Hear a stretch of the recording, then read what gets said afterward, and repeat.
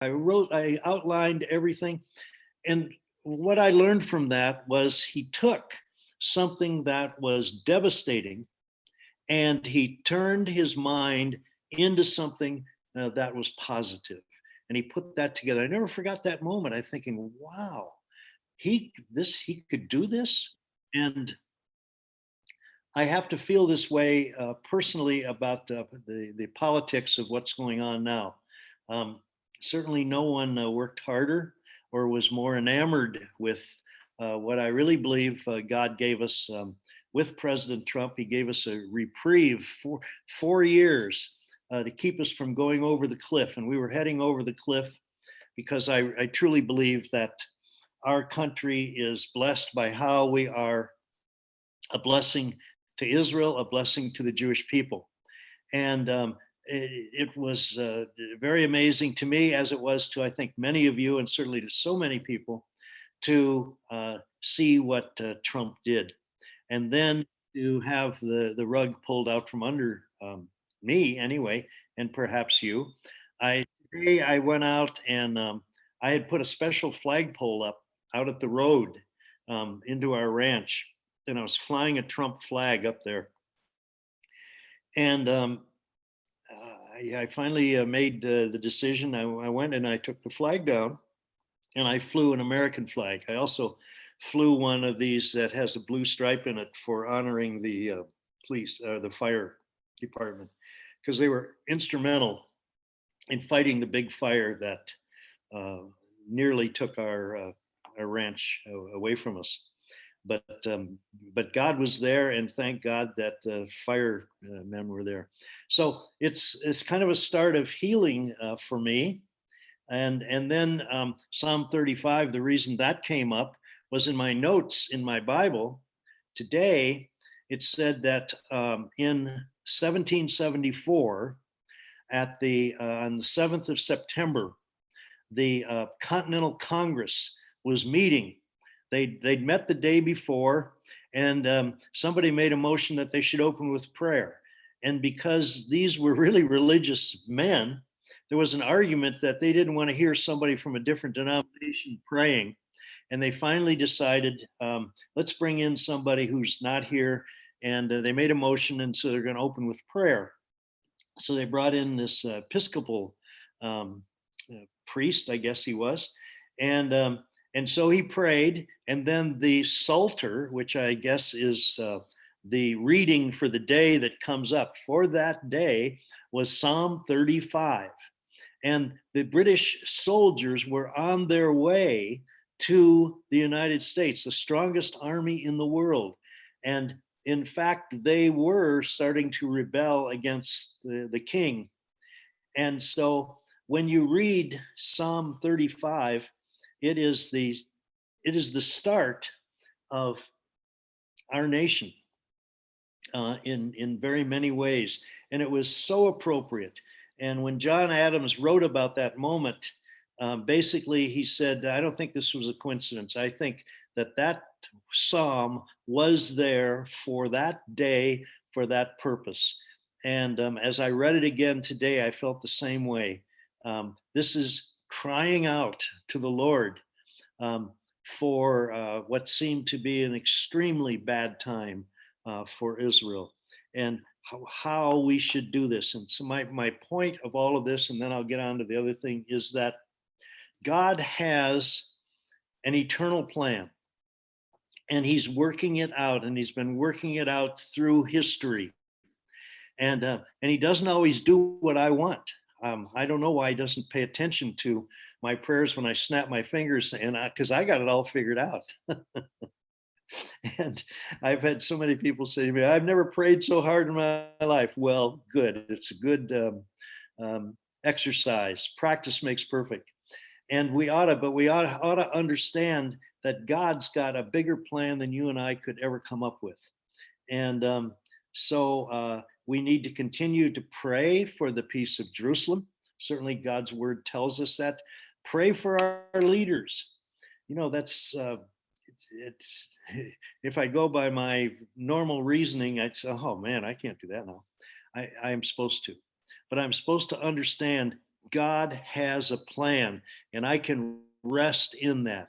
And I believe that's one of the very key things in Psalm 35. And I think we would all benefit from doing that. I'm going to screen share here if I can.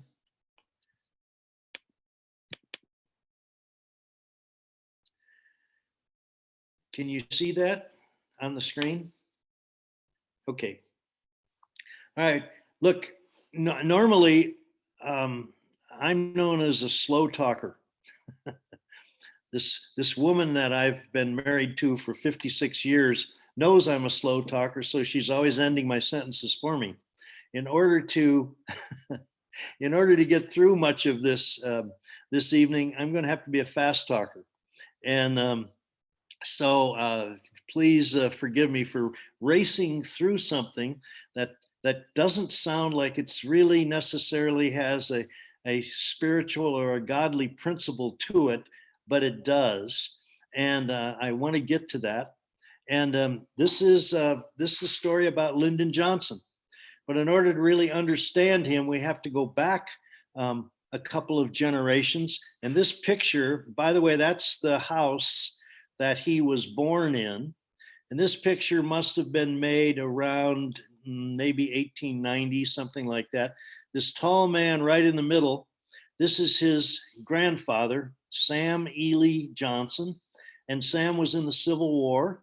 And after the Civil War, he and his brothers came back and they started driving cattle up the Chisholm Trail, that fabled trail, taking cattle into Abilene, Kansas, and to Dodge City. And Sam made a fortune and he lost a fortune. He made a fortune and he lost a fortune. After the war, they would round up stray cattle, put them together, make a herd, and drive them up there. And the price of cattle, like other things in agriculture, goes up and it goes down. And Sam was quite a guy.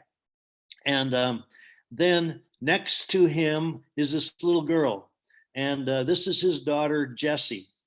And Jessie has a key role to play in Lyndon Johnson's life, in Lyndon Johnson's presidency, because of her beliefs about Israel. And I'm going to tell you very quickly, Sam Johnson had a ranch. As a matter of fact, his ranch had adjoined where this house is, and there was a Christadelphian minister who was ministering, just going from county to county, trying to spread the word about the Christadelphians. And he stopped at Sam Johnson's house, and Sam was certainly known as somebody who loved people. And he invited him in and had him stay overnight. And while they were there, Sam was peppering him with questions about the Bible. And Sam was so impressed by the answers that the Christadelphian minister had, that he said, I'm going to arrange a debate between my minister and you. And the nearest town to this is right across the Pedernales River. And even today, if you blink when you go through it, you're going to miss Stonewall, Texas. But there were several churches there in Stonewall. And in one of them, Sam arranged for a debate between the Christadelphian and his, I think it was the Church of Christ at that time. Anyway, during the debate, they hit on a number of theological issues. But when the question of Israel came up, there was a real divergence, because Sam's minister was pretty typical. And he said, the question had to do, will the Jews ever go back to Israel? This is the 1890s. And Sam's preacher said, nope, they rejected Jesus. God is through with them, and they're never going back. Just forget all that kind of stuff that was ever promised to them. They really blew it. And the Christadelphian said, whoa there, big boy. That's not what's, I'm sure he didn't say that. Anyway, he said, that's not what Scripture says. And I think he rattled off something like there's 141 promises that talk about the Jews coming back to Israel. And that's what the Bible says. And as the offshoot of all of this was, Sam basically stood up and he said, this feller's right. If it's in the Bible, then I'm going to believe it, and I'm quitting this church. And so he did. And he took his family with him, and they became Christadelphians. And little Jessie, this girl that's over there to his right, she, all of her life, she was a solid Christadelphian. And basically, she perhaps was the first woman, first Gentile in Texas who was a member of the organization, of the Zionist Organization of America. And this was her theme throughout life, that God is going to bring the Jews back to Israel, and we have to do everything we can to help that. Now, she was there and she assisted in the birth of Lyndon Johnson in this house, because she just lived just down the road, and that old house is still there. This house has fallen down, but they rebuilt it just as it is. So if you go to the Johnson Ranch, you'll see what it was like. Well, she helped with Lyndon being born in that, and I think he was born in 1908. Now, Big Sam lived till 1915. And so Lyndon could have been 7 years old. And Lyndon's story was that his grandfather, on his grandfather's knee, told him, Lyndon, you've got to always help the Jews. They're God's chosen people. Don't ever forget that. Now, Lyndon was pretty good at telling stories, but when I checked out the dates and when I checked out everything that I could find about Jessie, there's no doubt that this was true, because these people, these Christadelphians, really believed fully in what they were following. They weren't just members of the local church. They would spend every chance they could at camp meetings and things like that. Anyway, that's the start. And her name is Jessie Johnson. Later, she married a man named Hatcher. So she'll show up in this story as Jessie Hatcher. Now, this is the earliest picture of Lyndon that I could find. And the more, and I must have looked at hundreds and hundreds of pictures of Lyndon Johnson. And when you can see something in the face of a child that is still in that face when he's 60 years old, it kind of makes you laugh. This is a picture of Lyndon on that porch of that building that was back there. And I'm not sure how old he is here, maybe 7 or 8 years old. And then this is the statement that his grandfather had said, and it's so very important because early in life, this seed was planted in Lyndon Johnson. Take care of the Jews. They're God's chosen people. Consider them your friends and help them any way you can. Now, here's something I want to talk about. I don't know how much he thought about this verse, but this verse is very important in his life. It says, delight yourself in the Lord, and he shall give you the desires of your heart. As a child, Lyndon Johnson was telling people he was going to be president of the United States. His dad wasn't able to make a go of it on that ranch. And so they moved 14 miles into a town, oddly enough, called Johnson City, because there were a number of Johnsons around there. The desire of his heart was to become the president of the United States. This is the poorest kid you could imagine. They had to leave this really ramshackle house to go to town where his father could get a job that might pay something. His father had been 6 times elected to the state legislature of Texas. But in those days, I think they only met for a couple of weeks a year, and they certainly didn't make any money at it. But so he needed another job. His father needed another job. And at times he tried to be a teacher, and then he worked on the road crews for the county. He did all those kind of things. They didn't even have enough money to pay the rent on that house when they moved in there. He had to borrow it from someone else. Anyway, the rest of that scripture is, God will give you the desires in your heart. Commit your way unto him, trust also in him, and he shall bring it to pass. This desire of his heart that probably was there since he was 5 years old was brought to pass, but not in the way that he ever thought it would. My point in all of this, and even studying um, a real character like Lyndon Johnson, which I've certainly found in Texas, whenever I talk about Johnson, he's hardly very loved. and, um, and in some ways, rightfully so. On the other hand, um, okay, well, let me just continue to move on. He went to Southwest Texas State Teachers College in San Marcos.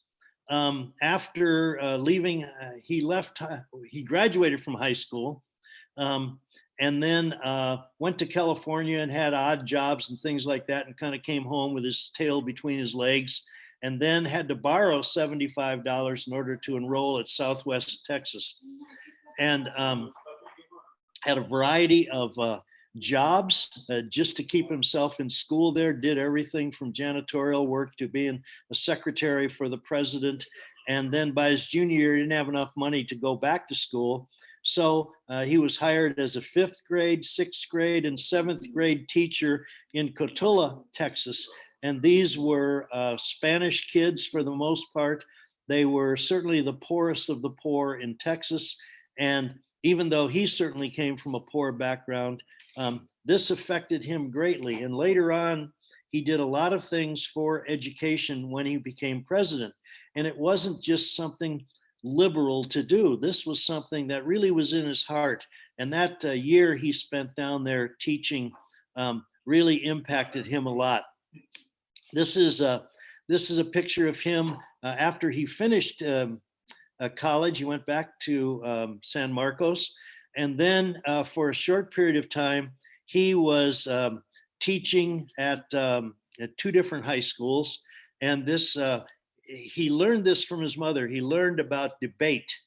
His mother was very unusual for that part of Texas in that she was a college graduate, and later we'll find out, and I'll show you why she was Jewish. And it was really not known. I don't know if it was hidden or not, but it's certainly come out.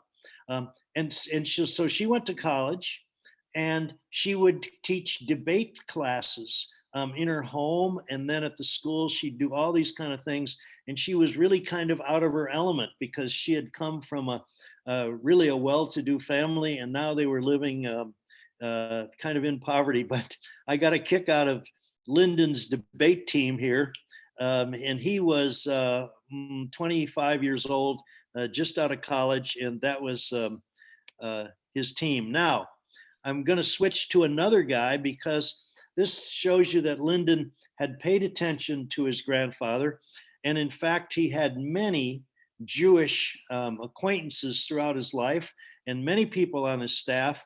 That this was one of the first, and this is a man. His name is Shimon Novodorsky. It's certainly a well-known name around everyone's household, I'm sure. And Shimon Novodorsky came from a family of, I think, I could be wrong, I think there were like 17 children in the family that he came from. And 2 of his brothers left Poland and came to Texas.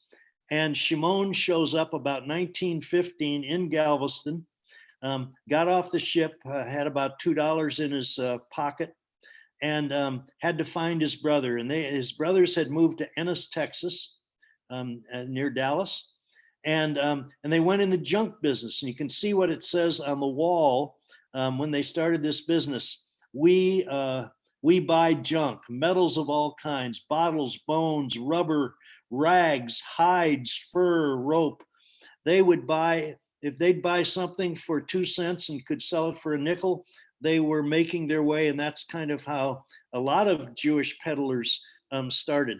So Shimon joined his brother, and they said, you know what? Listen, Shimon, nobody's going to be able to pronounce your name. From now on, we're going to call you Jim. And Novodorsky, who could possibly remember that? So from now on, your name is Jim Novy. And so Jim Novy started out with his brothers, and World War I came along, and scrap metal was valuable. it was being bought for armament and for weapons and all sorts of things. So these guys suddenly made a lot of money. When the war was over, of course, the price of junk dropped. And so consequently, the Novi brothers were very smart about what they were doing. And Jim Novi got out of the junk business and he bought a theater. And then he bought another theater. And then he bought a bunch of theaters. And so in a short period of time, a boy that came to the United States not speaking any English became very wealthy. And the reason I bring all of this up because he became great friends with Lyndon Johnson, or at least as close as you could be to be a friend of Lyndon Johnson. And when 1937 came along,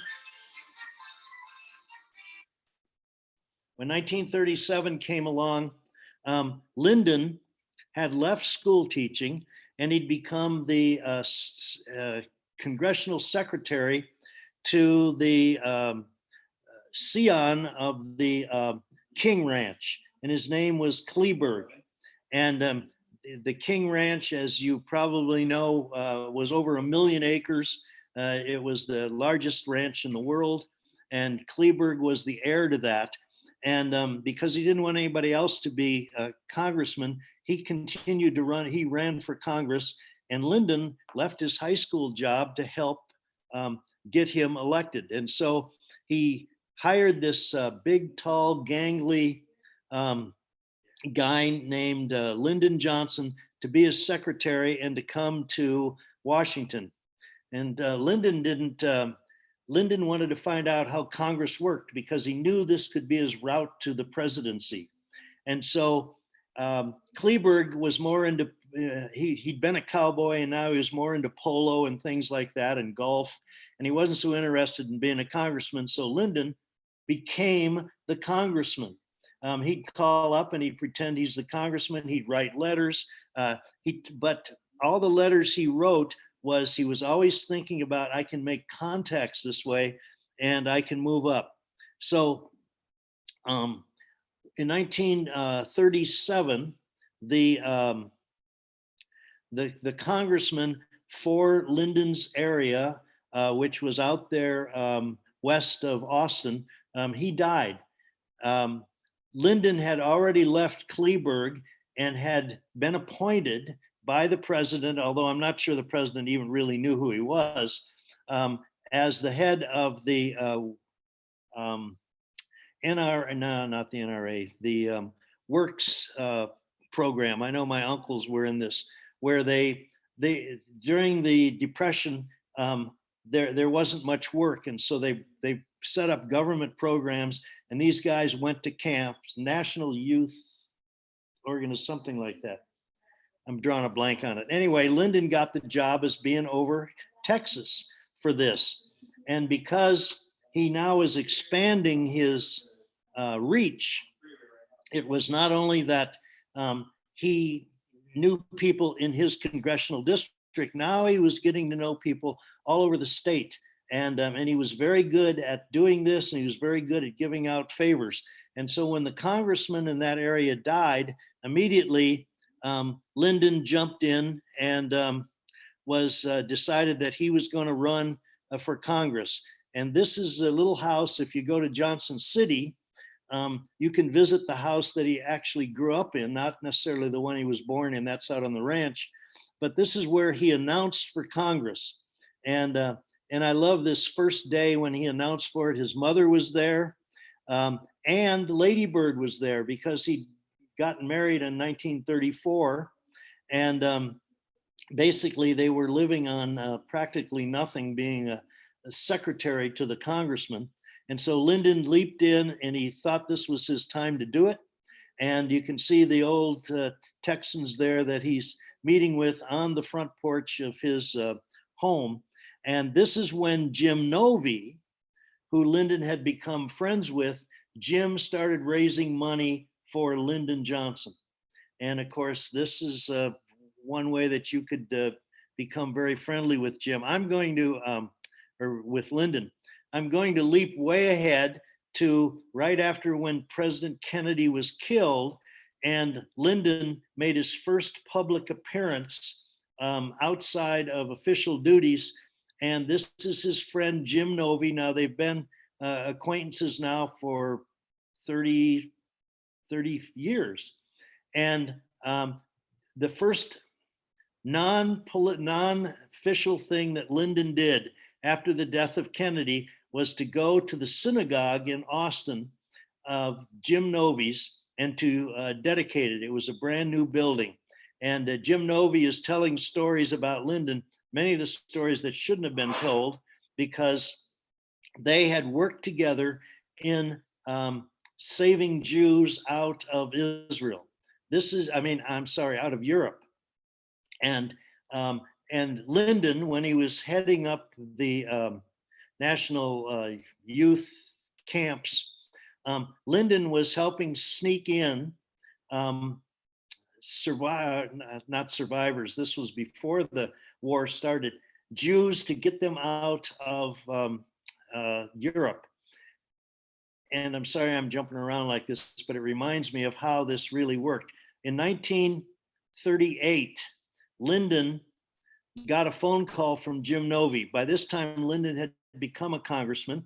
He got a call from Novy and he said, Lyndon, I'm taking my son, I'm taking him back to Poland. I want to see him. I want him to see where I came from. And then we're going on to Palestine. I want to show him the Jews that are in Palestine. And Lyndon said, stop right away. Don't go. And Jim said, no, I've got to go. He said, I'll tell you what, Hitler is going to start a war and Jews are susceptible. If you go, here's what I want you to do. I'm going to get visas for any Jews you know there, for your family. You got to get them out. And so Jim Novy went. Lyndon Johnson was just a rookie congressman. He was already acting as if he was the head, not only the Congress, but the head of the Senate.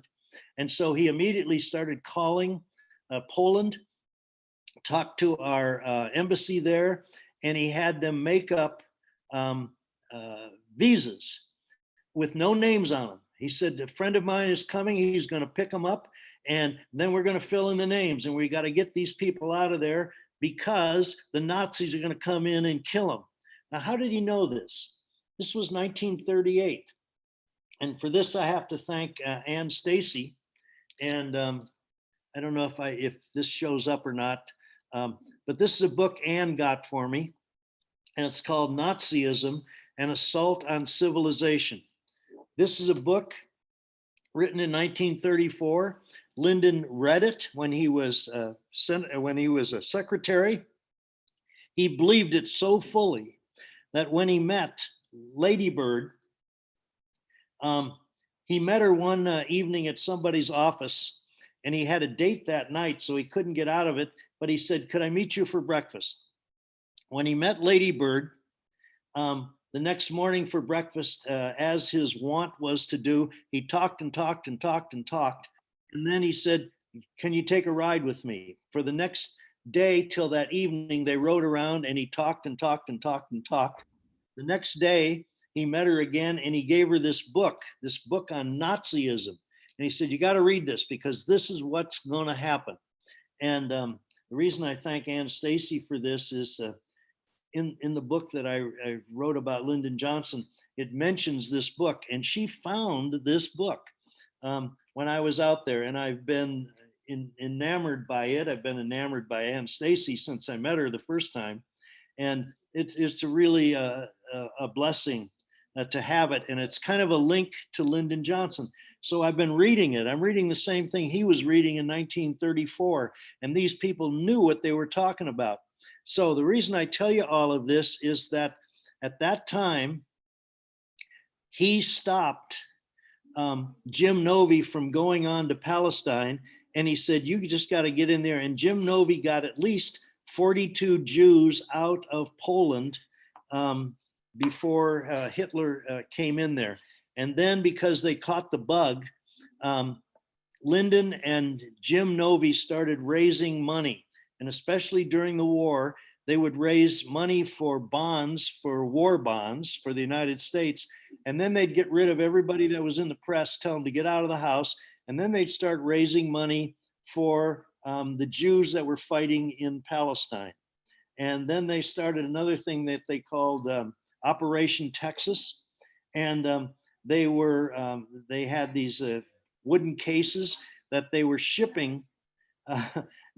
They were shipping grapefruit to Israel, supposedly, but there were guns in those things.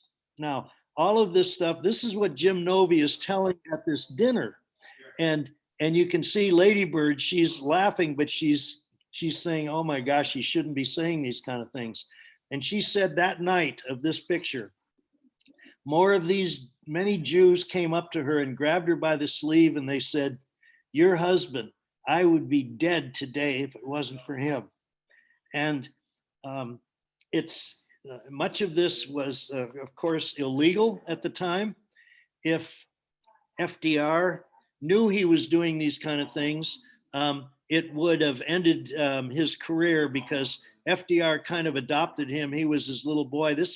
Here's a picture here that shows you Lyndon was elected to Congress in 1937. Immediately, he got down to Galveston because he heard that FDR was going fishing and he was going to stop in Galveston. So we have a picture here of Lyndon shaking hands with FDR. FDR, as you know, couldn't stand by himself, so he was leaning against the car. But in the middle was the Texas governor, Jim Allred. And then in a few minutes, Lyndon had already pushed Allred out of the way, and the next picture shows him right next to FDR. But what most people don't know is, who is this guy on the end? Well, it turns out his name is Adrian Levy. And Adrian Levy was the Jewish mayor of Galveston. And it turns out that all of these people that Lyndon was getting out of Europe were brought in through Galveston, and then they were sent out into these camps all over Texas. And it was illegal to do that because these were for American citizens, but Jim Novy was paying for all of their food and everything else. So the money wasn't coming out of taxpayers' money. Well, when the war started, these Jewish men had all been trained to be welders. And then when the shipyards started building ships, so many of these Jews then already had very critical jobs in our war efforts. And of course, none of this Johnson could never take public record of what he did because most of it was illegal and it would have been used against him. But in fact, he was being a blessing to the Jews, just as his grandfather and others had told him that's what he ought to do. He did a number of things like that. The other thing is that most people don't know, in 1940, even though he was a congressman, he decided he was going to join the Navy, and which he did. And as a matter of fact, he was instead of going through the ranks and everything, because he was a congressman, they made him a lieutenant commander. And 2 days after Pearl Harbor, on the 9th of December, 1941, Lyndon reported for duty, put on his uniform and reported for duty. And basically several congressmen did this. And later on, he was awarded a Silver Star for doing nothing more than being on a plane that was shot at. But he was very proud of that. There's his Silver Star, and the rest of his life, he always wore that in his collar. And all of these guys that were in the Navy at that time turned out to be presidents. Kennedy and Ford. Jimmy Carter was actually at the Naval Academy. George H.W. Bush, Lyndon, and Richard Nixon. All of these guys have ended up being that way. Now, as soon as the war was over, Lyndon, being a congressman who was very, very pushy, immediately got on a congressional group to go over and to see what had happened in Europe. And this is a picture of General Eisenhower, who later on, what he said was he was the general of the army, as everybody knows. But back here was Patton, Creighton Abrams. This is an incredible picture of the leaders, and they went to the first death camp that was uncovered. And this is what Eisenhower said, and I think it's another reason why God blessed him and he ended up being president. He said, "Get this all on the record now. Get the films, get the witnesses, because somewhere down the road of history, some SOB will get up and say that this never happened." He was so incredibly disgusted by what he saw, and Lyndon Johnson got over there to see it too, these stacks of bodies that were there when they got into the death camps. And Mrs. Johnson said that when he came back, he was still shaken, he was stunned and terrorized, bursting with an overpowering revulsion, an incredulous horror at what he had seen. Now, Johnson was he had this idea, and he got this as a child. He thought, if I can get into your face, if I can get into your eyes, I can make you do whatever I want. And so he perfected this as a politician. Sometimes he'd use humor. Sometimes he'd probably eat garlic and other things so people would agree just to get away from him. He'd bend some people over backwards. He was taller than anybody around. He was about 6'3", 6'4". And so he hovered over everybody, and he'd use this to get his way. You can see out in the door here, there's a couple of his aides looking at this, and they're going, there's the Johnson technique going again. When there was another part of him that desired so much to be president. And then there was a fear that if he was going to be rejected, that he couldn't stand that. And so Jack Kennedy beat him to the punch. Lyndon thought, this is my only chance to become president. And here's this young guy who nobody works harder in the Senate than Lyndon Johnson did. As a matter of fact, Lyndon ran for the Senate twice. He ran in 1941 and didn't make it. And then he ran again in 1948. And he ran against the former governor of Texas, Coke Stevenson. And it was probably one of the dirtiest elections that Texas ever saw, cheating on both sides. And Lyndon won by 87 votes. And when they started tracing these votes, they found that about 200 of them came in from John Connolly's district. And all of these people were in the cemetery, but they voted in alphabetical order. And so they had lawsuits over this and everything else, but nevertheless, Lyndon got appointed as the senator. And so from then on, because of his 87 vote victory, he was known as Landslide Lyndon. And so when Kennedy was selected to be the candidate for presidency, it crushed Johnson.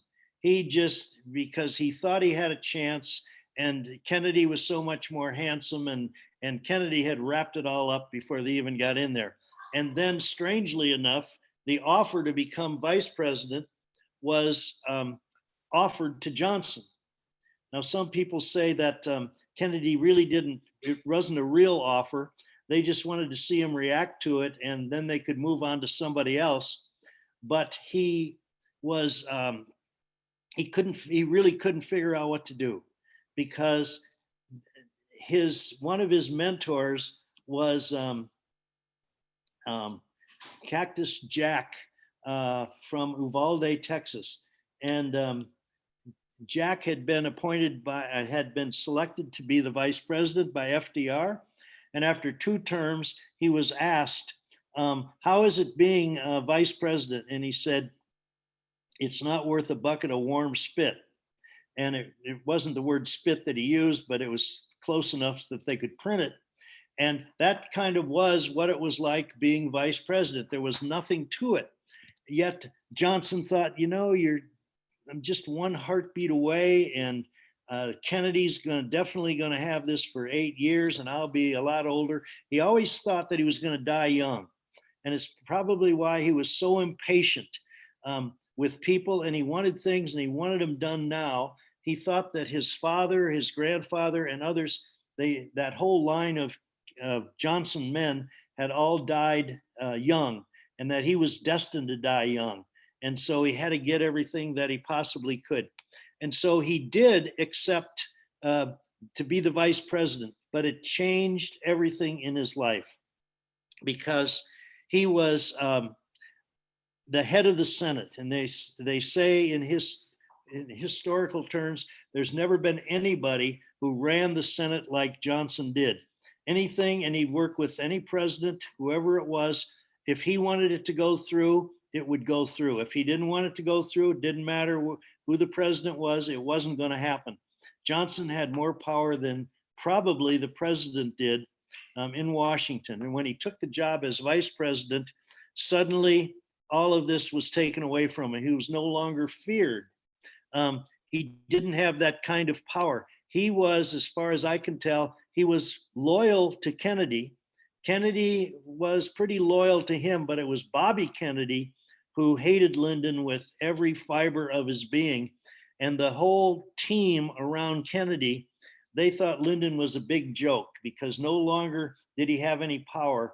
And for 3 years, all the pizzazz was drained out of him. And they said he looked like a hound dog. His face, everything just dropped.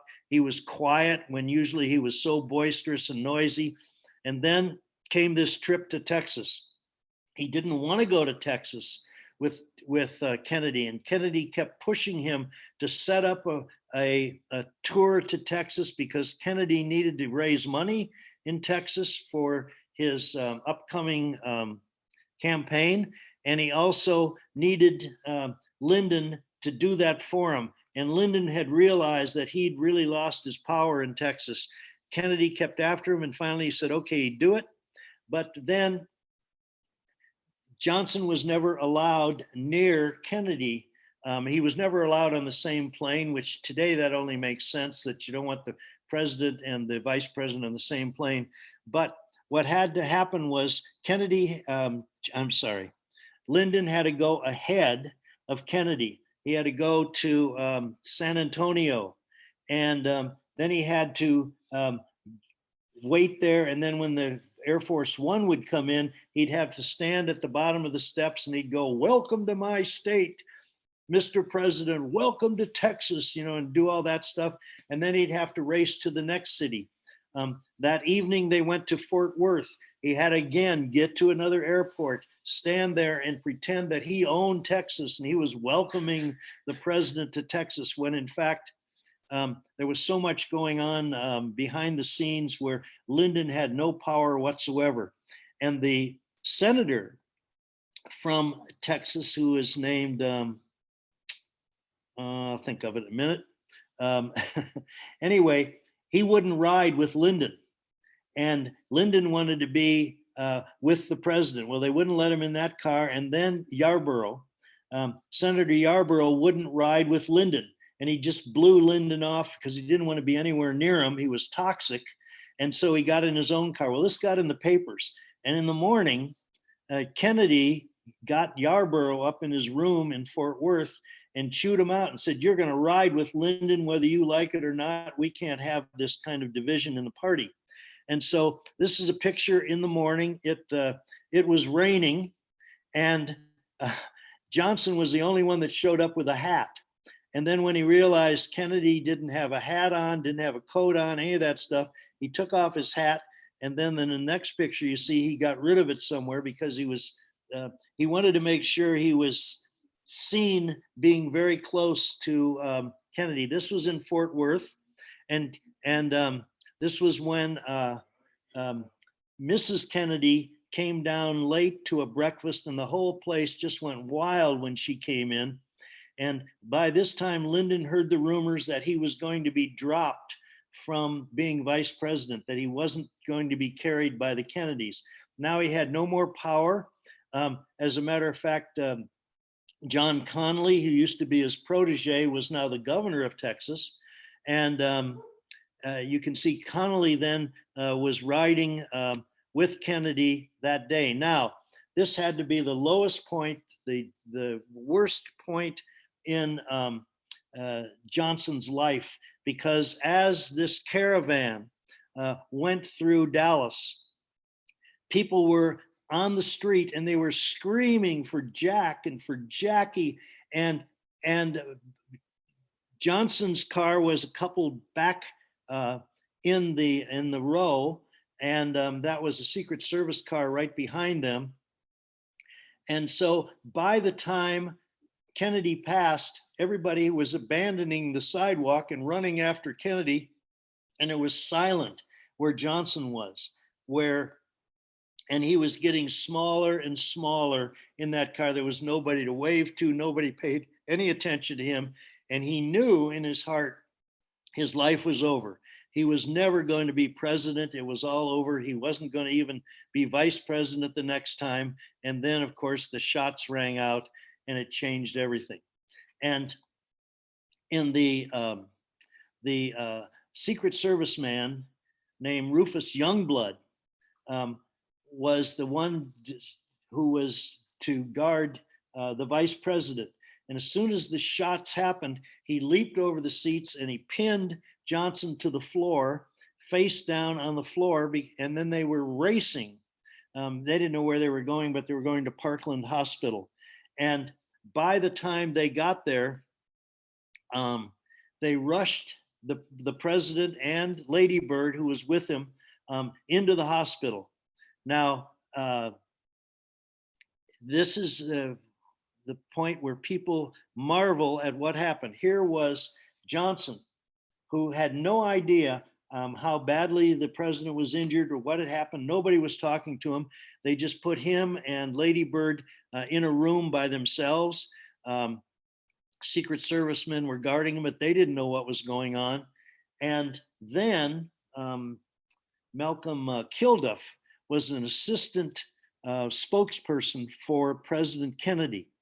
And when Kennedy finally died, and Kilduff had to go and tell Johnson that the president had died, he couldn't figure out what to say. He didn't know what to say. And when he walked up to Johnson, who was standing against the wall, and he said, Mr. President, and that was it. That was enough. Johnson knew Kennedy was dead. And they said at that moment, he started to change.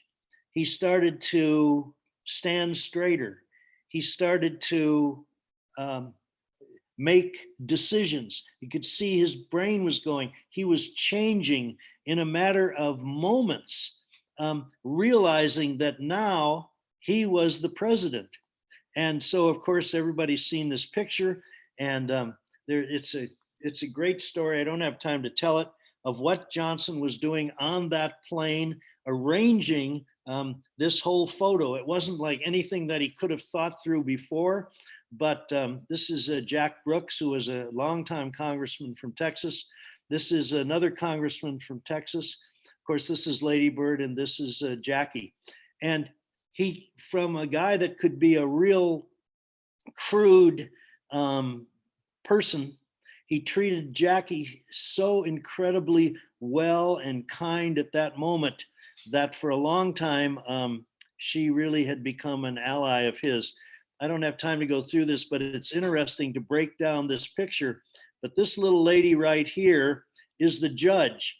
And when Johnson was vice president, he attempted to get her appointed to a federal judgeship in Dallas. She was a longtime ally and a friend of his, and Bobby Kennedy blocked it. And it showed how powerless he really was. And he said, if somebody's going to swear me in, it's going to be Sarah Hughes, and find her. And they didn't know where she was. And they looked all over Dallas to get her, and they held the plane until Sarah Hughes arrived and swore him in. And one of the first things that was said the next day or 2 days later in Washington, when Johnson got there, was to the Israeli ambassador. And he said to the Israeli ambassador, "You've lost a very great friend in Jack Kennedy. but you found a better one. And in truth, that's really how it did work out. Many of the things, now that wasn't all the way. We know the terrible pain that Johnson went through. These are some pictures from, this is not what you usually see of a president going through this kind of pain, but he was listening to a tape recorder from a tape recording from Vietnam at that time. He had all these kind of things that had just really blown up on him. And at the same time, Israel got into the 1967 war. And it was during that war that he wanted to help Israel, but he couldn't. We were so tied up in Vietnam, there wasn't anything he could really do. But the real battle for Israel after the 67 war was the UN wanted to take away all the gains Israel had made when they were attacked. And this is when Johnson really leaped in and helped. I've listened to and I've read the telephone conversations that he's had with Goldberg, Arthur Goldberg, who Johnson convinced Goldberg to leave the Supreme Court. This was a lifetime job, and he convinced him to go to the UN.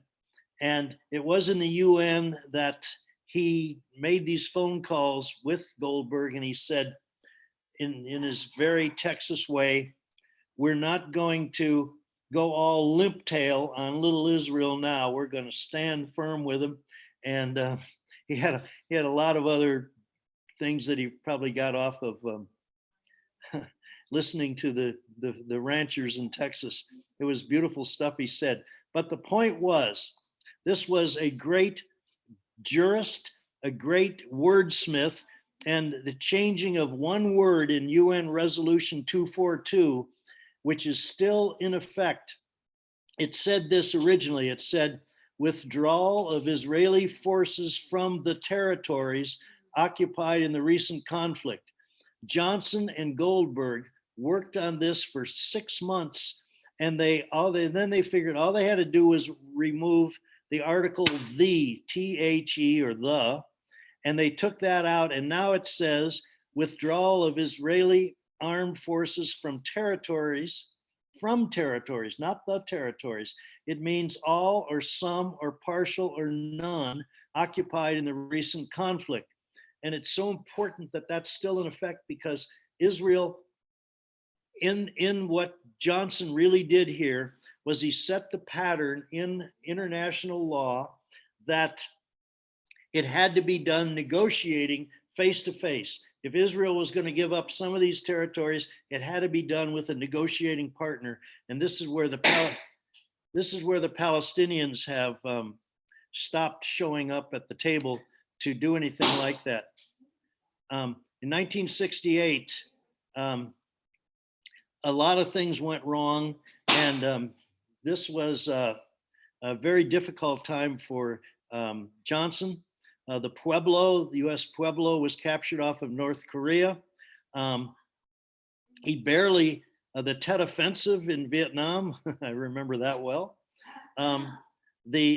Senator McCarthy almost beat him in the Democratic presidential primary in New Hampshire. Martin Luther King was assassinated. Bobby Kennedy was assassinated. Riots in Chicago. My wife and I just come back from Vietnam, and we went to Chicago to visit a friend, and we were there for the riots. All of this stuff was going on. It was like Johnson's world was falling apart. And then I remember that he made that announcement that he wasn't going to run again. Now, the reason, and I'm sorry I don't have time, that I've really messed up now.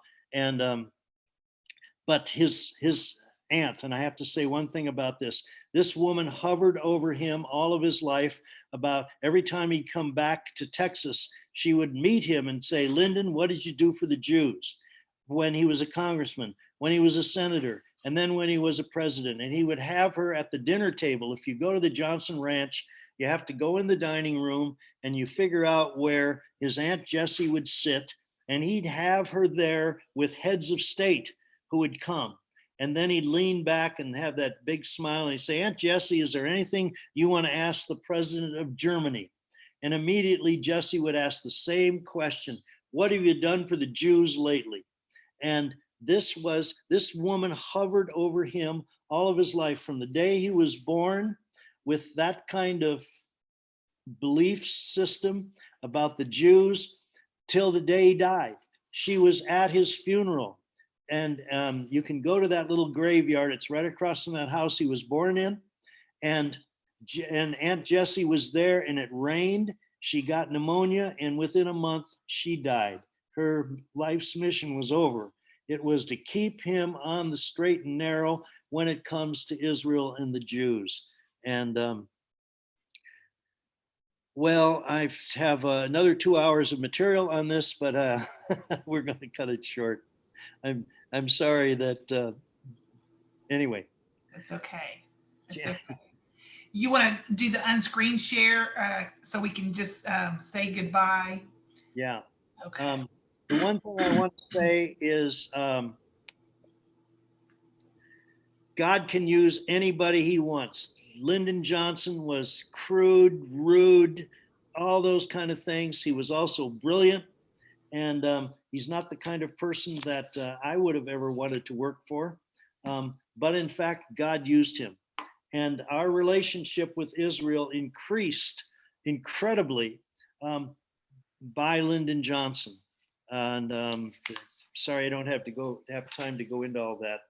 Anyway, I appreciate your listening to this. Yes. Thank you, John. If you guys didn't hear at the beginning, John has to go away for a meeting. He's got to be there in 10 minutes. So we're going to hold any questions you have until next week. We'll have a Q&A session. So we're just going to go ahead and do kind of an abrupt goodbye, let John get out the door, and then we will see him next week. Hang on to the link I sent you today, the same link for next week and the following weeks. John, that was incredible. I learned more from you tonight. I thought I knew everything there was to know about LBJ in Israel, but there was more tonight. Thank you. Fantastic. Thanks, Lori. You're welcome. Okay, we'll see you next week, John. Take care. Okay, friends, that is it. He's gone. I will see you all. Email me if you want a copy of the video from the Jerusalem Prayer Breakfast. And then if nothing else, we'll see you guys next Thursday. So thank y'all for coming.